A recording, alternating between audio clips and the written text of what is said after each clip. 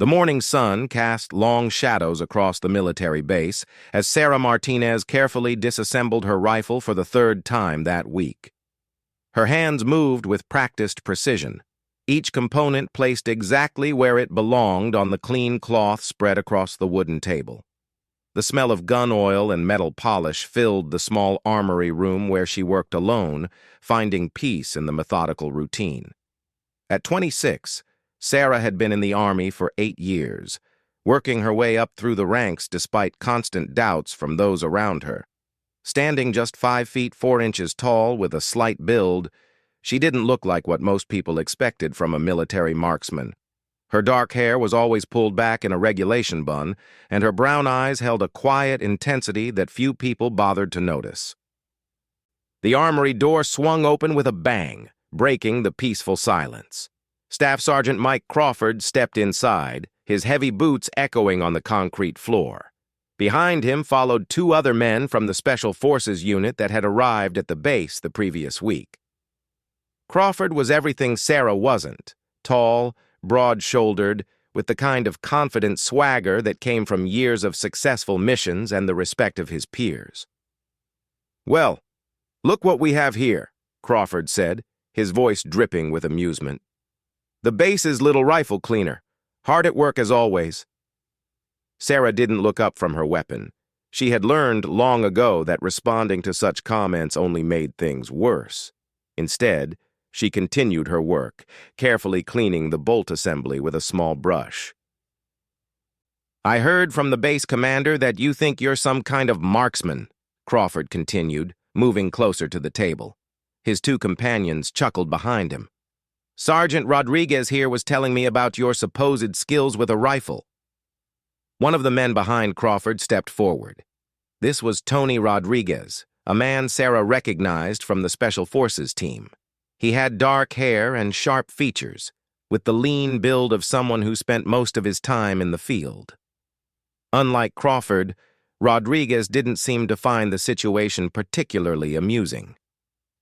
"I just mentioned that Martinez has some of the highest scores on the base," Rodriguez said carefully. "During qualification rounds, she consistently hits targets that give other soldiers trouble." Crawford let out a loud laugh that echoed off the armory walls. "Qualification rounds? You mean shooting at stationary targets from a nice, comfortable firing position? That's not real shooting, Rodriguez. That's just following instructions and hoping for the best." Sarah's jaw tightened slightly, but she continued her work. She had spent countless hours perfecting her technique, studying ballistics, learning to read wind patterns and calculate distance. Her qualification scores weren't just good. They were exceptional. But she knew that arguing would only give Crawford more ammunition for his mockery. "Real shooting happens when someone is shooting back at you," Crawford continued, warming to his subject. "It happens when you're lying in mud for 12 hours waiting for one perfect shot. It happens when the wind is howling and your hands are shaking from cold and you still have to make an impossible shot to save your team." The 3rd man in the group finally spoke up. This was Marcus Webb, Crawford's spotter and closest friend in the unit. Webb was shorter than Crawford, but built like a tank, with arms that strained against his uniform sleeves. "Mike's got the longest confirmed kill in our unit," Webb said proudly. 2,100 meters in Afghanistan, single shot, moving target, high wind conditions. Crawford nodded, clearly pleased with the recognition. "That's what real marksmanship looks like. Not this playing around with clean rifles in a temperature-controlled room." Sarah finally looked up from her weapon, meeting Crawford's eyes for the first time. "Congratulations on your shot, Sergeant," she said quietly. "That's impressive work." Crawford seemed momentarily surprised by her calm response. He had clearly been expecting anger or defensiveness. "Well, at least you know quality when you see it," he said, recovering quickly. "Maybe someday you'll get a chance to see what real military operations look like." "Maybe I will," Sarah replied simply, returning her attention to her rifle. Crawford wasn't finished. He moved around the table to get a better look at Sarah's equipment.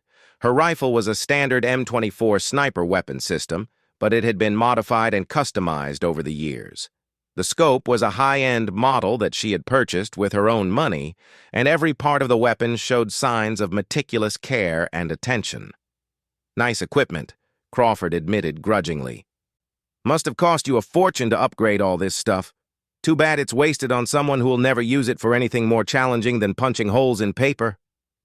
This time, Rodriguez stepped forward. Crawford, that's enough. Martinez is a good soldier, and she doesn't deserve this kind of treatment. Crawford turned to face his teammate, his expression hardening. Rodriguez, you're too soft. This is exactly the problem with the modern military. We're too worried about hurting people's feelings instead of focusing on what really matters. Combat effectiveness, results under pressure, the ability to take a life when necessary to protect your brothers. And you think women can't do those things? Rodriguez asked, his voice carrying a warning edge. I think this particular woman can clean rifles really well, Crawford replied. Beyond that, I have my doubts. Sarah continued working as the tension in the room grew thicker. She had heard variations of this conversation dozens of times over the years. Some people would never see past her appearance or their own preconceptions. The frustrating part was that Crawford wasn't entirely wrong about one thing. She had never been tested in real combat conditions. Her exceptional performance on the range was just that. Range performance. Webb tried to defuse the situation with what he probably thought was humor. Hey, maybe we could set up a little competition. Martinez versus Crawford. See how the base's best paper puncher stacks up against a real operator? Crawford's eyes lit up with interest. Now that's not a bad idea. What do you think, Martinez? Ready to put your money where your mouth is? Sarah looked up again, considering the proposal. What kind of competition? Standard sniper challenge, Crawford said, his confidence growing. Multiple targets at varying distances, time limits, changing conditions. Winner takes all. And what exactly are we winning? Sarah asked. Crawford thought for a moment, then smiled. How about this? If I win, you admit that all your range time has been a waste, and you transfer to a nice, safe support role where you belong. Maybe logistics or administration. The suggestion hit Sarah harder than she expected.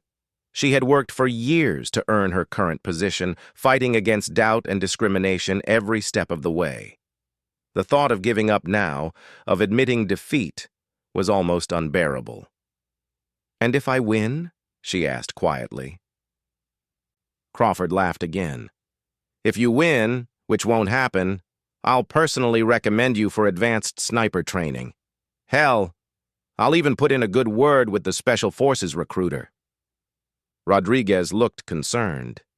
Mike, you can't make promises like that. You don't have the authority. I've got enough influence, Crawford interrupted, but it doesn't matter because it's not going to happen. Sarah carefully reassembled her rifle, each piece clicking into place with satisfying precision. When she was finished, she stood and faced Crawford directly. Despite the height difference, her presence filled the room. I accept your challenge, she said simply. Crawford's grin widened. Outstanding. We'll set it up for next week. Give you time to practice on some moving targets. He paused, then added with deliberate cruelty, although I guess it won't matter how much you practice. Some people just don't have what it takes when the pressure is on. After Crawford and Webb left the armory, Rodriguez lingered behind. He waited until he was sure they were alone before speaking. Sarah, you don't have to do this, he said quietly. Crawford is trying to humiliate you. He's one of the best shooters in Special Forces, with years of combat experience. This isn't a fair fight. Sarah holstered her sidearm and slung her rifle across her shoulder. Maybe not, she admitted, but it's the fight I've got. He's not just trying to beat you, Rodriguez continued. He's trying to destroy your career. If you lose this competition, it won't matter how good your actual skills are. People will remember the failure, not your record. And if I don't compete, they'll say I was too scared to try, Sarah replied. Either way, my reputation takes a hit. At least this way, I control my own fate." Rodriguez nodded slowly, understanding her position even if he didn't like it. "All right, but if you're going to do this, you need to be smart about it. Crawford is good, but he's also arrogant. That could be an advantage." "What do you mean?" "He expects you to fail. He's not taking you seriously as a threat, which means he might not prepare as thoroughly as he should. But you need to train like your career depends on it, because it does." Sarah appreciated Rodriguez's honesty and support. Unlike many of her male colleagues, he had never treated her differently because of her gender. He judged her purely on her abilities and her character, which made his respect mean even more. "I'll need help," Sarah admitted. "Crawford has years of field experience that I don't have. If I'm going to compete with him, I need to learn from someone who understands what real combat shooting involves." Rodriguez was quiet for a long moment, clearly thinking. Finally, he spoke. "I know someone who might be willing to help. Retired Marine named Jackson Cole. He was a sniper instructor for 20 years before he got out. Lives about an hour from here and sometimes works with military units as a civilian contractor." "Would he be willing to train me?" "Maybe. He doesn't usually work with people unless they've proven themselves first. But your range scores might be enough to get his attention. I could make a call." Sarah felt a spark of hope. Real training from an experienced instructor could make all the difference in the upcoming competition. But she also knew that Crawford wouldn't be idle during the next week. He would probably spend every available hour preparing, and he already had advantages that couldn't be easily overcome. That evening, Sarah sat in her small base housing unit, cleaning her rifle again and thinking about what lay ahead. The competition with Crawford felt like a defining moment in her military career. Win or lose, everything would be different afterward. She had joined the Army straight out of high school, driven by a desire to serve her country and prove that she could succeed in any field she chose. Her father had been a police officer who taught her to shoot when she was 12, and she had discovered a natural aptitude for precision marksmanship. But natural talent only went so far. The rest had been years of practice, study, and determination. The military had been both better and worse than she expected. Better because it had given her opportunities to develop her skills and advance based on merit. Worse because she constantly had to prove herself to people who assumed she couldn't perform at the same level as her male counterparts. Crawford represented the worst of that attitude. He wasn't just questioning her abilities. He was dismissing them entirely, refusing to even consider the possibility that she might be a skilled marksman. The competition next week was about more than just shooting. It was about respect, recognition, and the right to be taken seriously as a professional soldier. Sarah finished cleaning her rifle and began researching advanced shooting techniques online. If Jackson Cole agreed to train her, she wanted to be ready to learn everything he could teach. If he didn't, she would prepare on her own and hope that her natural abilities and years of practice would be enough. Either way, she was determined to show Crawford and everyone else on the base that they had seriously underestimated Sarah Martinez. The quiet rifle cleaner was about to become something much more dangerous, and the people who had mocked her were about to learn a very important lesson about judging others too quickly. The next morning arrived gray and cold, with a persistent wind that would make shooting conditions challenging. Sarah arrived at the range early, hoping to get some practice time before the daily training schedule began. She was surprised to find Rodriguez already there, setting up targets at various distances. "Couldn't sleep either?" he asked when he saw her approaching. "Not really," Sarah admitted. "I kept thinking about what Crawford said, about how range shooting is different from real shooting." Rodriguez nodded. "He's not wrong about that. Combat shooting involves factors that you can't replicate on a standard range: stress, fatigue, time pressure, environmental challenges. But that doesn't mean your skills are worthless. It just means you need to adapt them." They spent the next hour working on various shooting scenarios. Rodriguez set up targets that required quick acquisition and engagement, simulating the kind of rapid decision-making that combat situations demanded. Sarah's performance was good, but not exceptional. She was clearly thinking too much about each shot instead of relying on her instincts. "You're overthinking," Rodriguez observed after watching her struggle with a particularly challenging sequence. "In combat, you don't have time to calculate every variable. You have to trust your training and take the shot." "That's easy to say," Sarah replied, slightly frustrated. "But if I miss, I lose the competition, and probably my career." "And if you think like that, you'll definitely miss," Rodriguez countered. "Doubt is a sniper's worst enemy. You have to believe in your abilities completely, or you'll second-guess yourself at the worst possible moment." Sarah knew he was right, but changing her mindset was easier said than done. She had spent years being told that she wasn't good enough, that she didn't belong, that she would fail when it really mattered. Those voices were hard to silence, especially when facing a challenge like Crawford's competition. As they packed up their equipment, Rodriguez mentioned that he had called Jackson Cole the night before. The retired Marine instructor was intrigued by Sarah's story and willing to meet with her, but he wanted to see her shoot first before agreeing to any training. "When?" Sarah asked eagerly. "This afternoon, if you can get permission to leave base. He's got a private range about an hour north of here. Fair warning, though. Cole doesn't suffer fools gladly. If he thinks you're wasting his time, he'll tell you to leave." Sarah nodded, understanding the stakes. This might be her only chance to get the kind of expert training that could level the playing field with Crawford. She couldn't afford to make a bad first impression. The first stage of the competition began at exactly 0800 hours, with precision shooting at known distances. The base commander had established targets at 600, 800, and 1,000 meters, requiring each shooter to demonstrate accuracy at progressively challenging ranges. Crawford went first, approaching his shooting position with the casual confidence of someone who had done this hundreds of times before. His equipment was indeed impressive, a custom-built rifle system that probably cost more than most soldiers made in 6 months. He settled into position with smooth, practiced movements and began engaging targets methodically. His first shot at 600 meters was dead center. The second, at 800 meters, was slightly off, but still well within the scoring ring. When he moved to the 1,000-meter target, Crawford took extra time to read the wind conditions before firing. The shot was excellent, earning nods of approval from the watching Special Forces personnel. "3 for 3.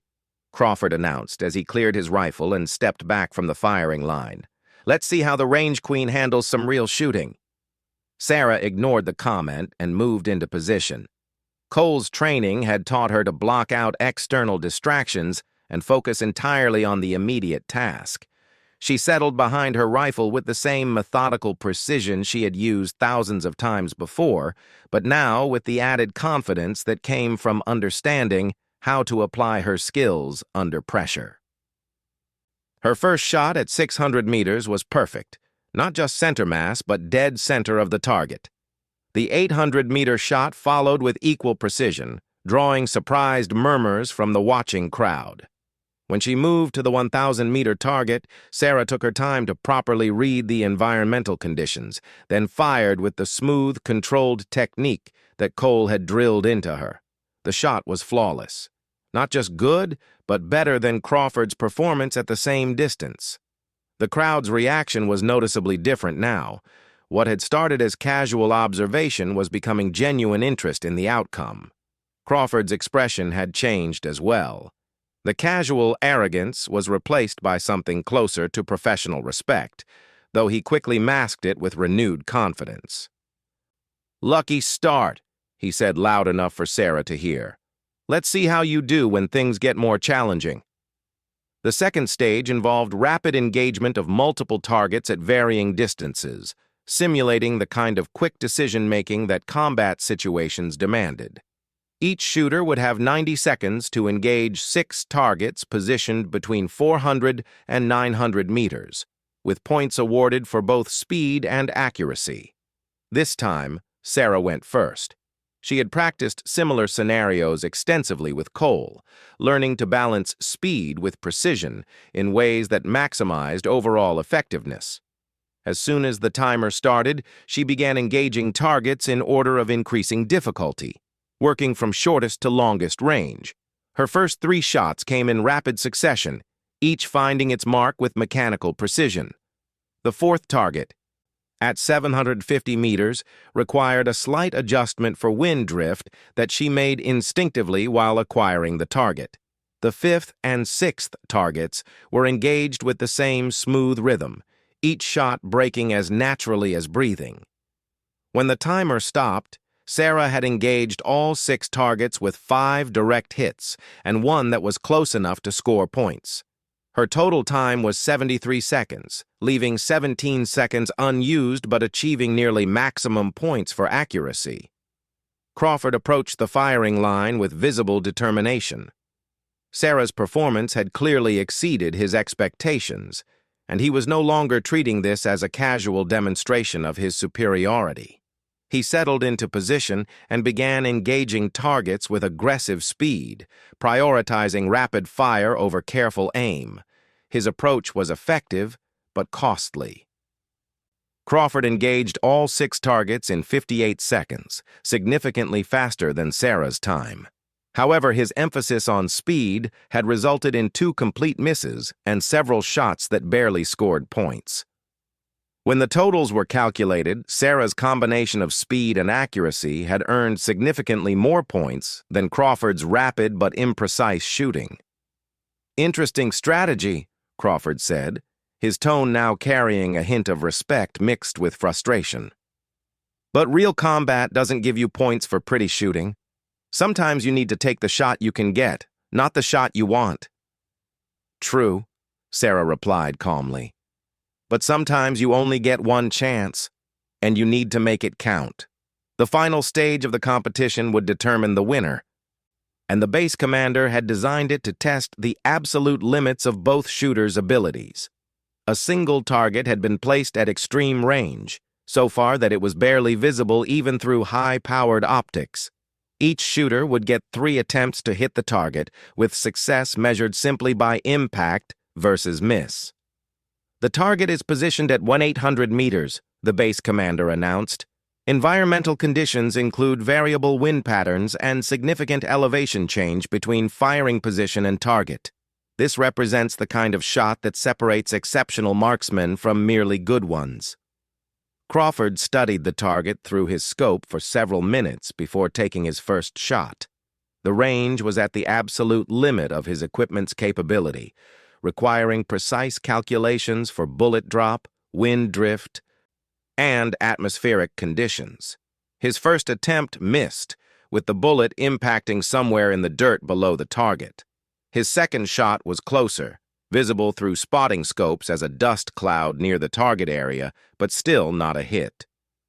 Crawford's third and final attempt was his best, coming close enough to the target that several observers initially thought he had scored a hit before the miss was confirmed. "Good shooting at that range," the base commander observed diplomatically. 1,800 meters is beyond the effective range of most rifle systems under these conditions. Sarah approached the firing line, knowing that she needed at least 1 hit to win the competition. Cole's training in extreme long-range shooting would be put to its ultimate test, but she felt confident in her preparation and understanding of the complex variables involved. As she settled into position and began studying the target through her scope, Sarah noticed something that changed everything. The target placement and environmental conditions reminded her of a specific scenario that Cole had trained her for during their work together. More importantly, she realized that there was an opportunity here that went far beyond the official competition. "Sir," she said, addressing the base commander, "I'd like to request permission to attempt a shot at extended range beyond the official target." Crawford looked puzzled by the request. "What are you talking about? The target is already at maximum effective range." Sarah pointed toward the far end of the valley, where a small structure was barely visible in the distance. There's an old water tower at approximately 3,800 meters. If I could place a spotter at that location with radio communication, I'd like to attempt that shot after completing the official competition. The crowd of observers erupted in discussion. A 3,800-meter shot was beyond anything that most of them had ever witnessed or even imagined. Crawford's earlier boast about his 2,100-meter combat shot, impressive as it was, paled in comparison to what Sarah was proposing. "That's impossible," Crawford said flatly. "At that range, you're talking about a flight time of several seconds. Wind conditions alone would make accuracy impossible to predict." The base commander looked intrigued, despite the apparent impossibility of what Sarah was suggesting. "Martinez, are you certain about that distance?" "I calculated it using the rangefinder and topographical maps, sir. Obviously, it would be an extremely difficult shot with no guarantee of success. But I'd like the opportunity to try." Rodriguez stepped forward from the group of observers. "I'll volunteer to serve as spotter if you're serious about this." Sarah nodded gratefully. Having Rodriguez at the target location would provide the communication and feedback necessary to make adjustments between shots. More importantly, his presence would verify any hits and provide credible witness to the attempt. "All right," the base commander decided. "Complete the official competition first. If you're successful at 1,800 meters, we'll consider your request for the extended range attempt." Sarah settled back into position behind her rifle, now facing not just the pressure of winning the competition, but the additional challenge of attempting something that bordered on impossible. She had to succeed at 1,800 meters before she could even try for 3,800. Her first shot at the official target was careful and deliberate. She took extra time to read the wind conditions and calculate the complex ballistics required for such an extreme range. The bullet's flight time was long enough that she could track its trajectory through her scope, watching as it arced across the valley toward the distant target. Impact. A clear hit that drew surprised cheers from the watching crowd. Sarah had not only won the competition, but had done so with a shot that few people on the base would have thought possible. Crawford was visibly stunned. His confident demeanor had been replaced by genuine bewilderment at what he had just witnessed. "How did you make that calculation?" he asked, approaching Sarah with newfound respect. "Practice," Sarah replied simply, "and good training." The base commander was equally impressed. "Outstanding shooting, Martinez. I've never seen accuracy like that at extreme range. Now, about your request for the 3,800-meter attempt?"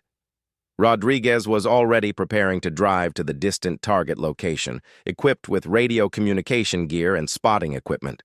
The proposed shot would take them into uncharted territory for marksmanship on this base, attempting something that would test the absolute limits of both equipment and human skill.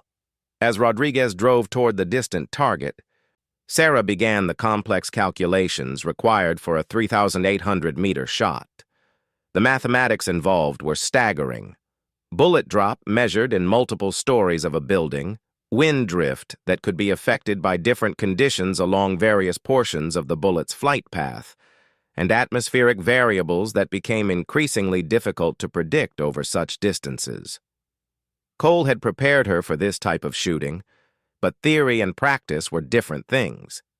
The shot she was contemplating would require not just technical skill, but an almost intuitive understanding of ballistics and environmental factors that few people ever developed. "Sarah," Crawford said, approaching her as she worked through the calculations, "I owe you an apology. I underestimated your abilities and treated you unfairly. That shooting at 1,800 meters was exceptional by any standard." Sarah looked up from her notebook where she had been working through trajectory calculations. "Thank you for saying that. I appreciate it. But this 3,800-meter shot you're proposing, I'm not trying to discourage you, but it's beyond anything I've ever attempted. The longest confirmed kill shot in military history is around 3,500 meters, and that was with specialized equipment under perfect conditions." "I understand the challenges," Sarah replied, "but I'd like to try anyway." Rodriguez's voice crackled over the radio from his position at the distant target. I'm in position and ready to spot. Distance confirmed at 3,120 meters by GPS. Wind conditions here are moderate but variable. Sarah made final adjustments to her scope and settled into the most stable shooting position she could achieve. The target was so far away that it was barely visible even through her high-powered optics, appearing as little more than a small dot against the landscape. The crowd of observers had grown throughout the morning, and now included personnel from across the base who had heard about the competition and its unexpected developments. Everyone understood that they were potentially witnessing something extraordinary, a shot that would become legendary if successful. Sarah's first attempt at 3,800 meters was a learning shot, designed to provide information about actual conditions versus her calculations.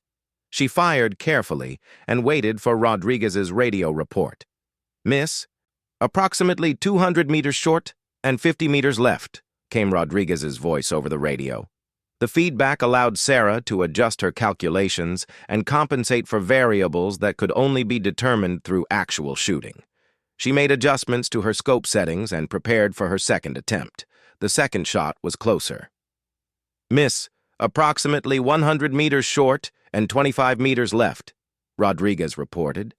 "You're getting closer." Sarah made smaller adjustments for her third attempt, fine-tuning her scope settings and body position to account for the feedback from her previous shots. This shot would tell her whether success was actually possible or if she was attempting something beyond the limits of her equipment and abilities. She fired the third shot with the same smooth technique that had served her throughout the day, but now with the accumulated knowledge from her previous attempts. The bullet's flight time was nearly 4 seconds, long enough for Sarah to track its path through her scope and make mental notes about its trajectory. Rodriguez's voice came over the radio with barely controlled excitement. "Hit! Direct hit on target! Repeat, target hit at 3,120 meters!" The crowd erupted in cheers and applause. What they had just witnessed was not only a victory in a competition, but a demonstration of marksmanship skill that few people would ever see in their lifetimes. Sarah had made a shot that exceeded the longest confirmed sniper kills in military history, doing so with standard military equipment and under field conditions. Crawford was among the first to reach Sarah as she cleared her rifle and stood up from the firing position. His expression combined genuine admiration with professional respect that had been entirely absent at the beginning of the day. "That was the most impressive shooting I've ever witnessed," he said, extending his hand. "I was completely wrong about your abilities, and I apologize for my attitude and comments. You've earned my respect and recognition as an exceptional marksman." Sarah shook his hand, appreciating the sincerity of his words. "Thank you. I appreciate that." The base commander approached with similar praise. "Martinez, that shooting performance was extraordinary. I'll be recommending you for advanced sniper training and special recognition. You've demonstrated capabilities that exceed anything we've seen on this base." As word of Sarah's achievement spread throughout the day, she found herself receiving congratulations and recognition from personnel across the base. The quiet rifle cleaner, who had been dismissed as a mere paper puncher, was now viewed as someone with exceptional abilities who had proven herself under the most challenging conditions imaginable. Rodriguez returned from the distant target with photographic evidence of the hit and GPS confirmation of the exact distance. The shot would be officially documented and reported up the chain of command as a significant achievement worthy of recognition. That evening, Sarah sat in her quarters cleaning her rifle one more time, reflecting on everything that had changed in a single day. The competition with Crawford had become something much larger, a demonstration that preconceptions about ability could be dangerously wrong, and that respect had to be earned through performance rather than assumed based on appearance or background. The 3,800-meter shot had exceeded even her own expectations for what was possible. Cole's training had prepared her well, but the successful shot also represented years of dedication, practice, and refusal to accept limitations that others tried to impose on her. Crawford stopped by that evening to speak with her privately. His attitude was completely transformed from the arrogant dismissiveness he had shown just days earlier. "I've been thinking about what happened today," he said. "Not just the incredible shooting, but what it means. I've spent my career assuming that combat experience was the only thing that mattered for real marksmanship. Today, you proved that dedication, training, and natural ability can be just as important." Sarah appreciated his honesty and the obvious difficulty it took for him to admit his mistakes. "Everyone has strengths and weaknesses. Combat experience is valuable, but it's not the only path to excellence." "I spoke with my unit commander tonight," Crawford continued. "I recommended you for consideration for Special Forces training. If you're interested, I think you'd be an asset to any Special Operations unit." The offer was unexpected and represented exactly the kind of recognition that Sarah had been working toward throughout her career. Special Forces training would provide opportunities to develop her skills further and serve at the highest levels of military operations. "I'm definitely interested," Sarah replied. "Thank you for the recommendation."